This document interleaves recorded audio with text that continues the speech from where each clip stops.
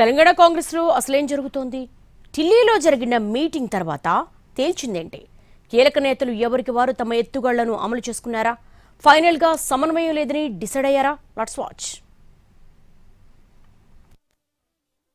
తెలంగాణ కాంగ్రెస్ లో ఆ party mark రాజకీయాలు కంటిన్యూ అవుతున్నాయి. పార్టీకి ప్రభుత్వానికి మధ్య సమన్వయం కొరవడిందనే మాట వినిపిస్తోంది.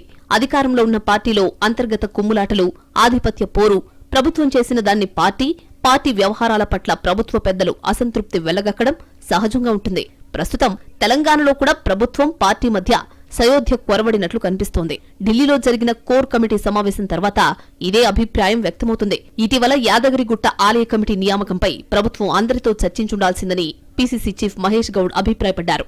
ఇదే అంశాన్ని కోర్ కమిటీలో ప్రస్తావించినట్లు ప్రచారం జరుగుతోంది. ప్రభుత్వం తీసుకునే నిర్ణయంపై తమకు సమాచారం ఇవ్వలేదన్న ఫీలింగ్ కూడా కనిపించింది. ప్రభుత్వం పార్టీ మధ్య సమన్వయం ఉంటే చిన్న చిన్న విషయాలు సర్దుకుపోవడం ఈజీ అవుతుంది.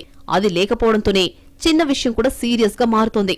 పీసీసీ చీఫ్ మహేష్ గౌడ్ అడిగిన దాంట్లో లాజిక్ ఉందా లేదా అనే అంశం పక్కన పెడితే ప్రభుత్వం యాదగిరిగుట్ట కమిటీని టీటీడీ తరహాలో చేయాలని ఆలోచనతో ఉంది. హుండీ మీద కను లేకుండా హుండీలో డబ్బులు వేసేవాళ్లు కావాలనే ఆలోచనతో సీఎం రేవంత్ కమిటీ వేసినట్లు తెలుస్తుంది. సమస్య ఏంటంటే ఎవరికి వారు ఎదుటి వాళ్ల తప్పులు వెతుక్కునే పనిలో ఉన్నారు తప్పితే ఎవరి పని వాళ్లు చేయడం లేదనే ఫీలింగ్ లో మరికొందరున్నారు.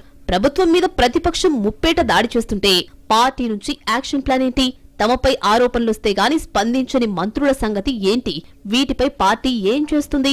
అధికార పార్టీ కమిటీలు వేయకపోవడం, సర్కార్ చేస్తున్న పనులపై కార్యాచరణ ప్రచారం చేయడం ఎక్కడ చేస్తుంది పార్టీ అనే ప్రశ్నలు కూడా ఉత్పన్నమవుతున్నాయి. సర్కార్ పని చేస్తూ పోవాలి, పార్టీ ప్రచారం చేయాలి, క్యాడర్ను జనంలోకి పంపడం చేయాలి కదా, అదేమైంది అనే ప్రశ్న కూడా వినిపిస్తోంది.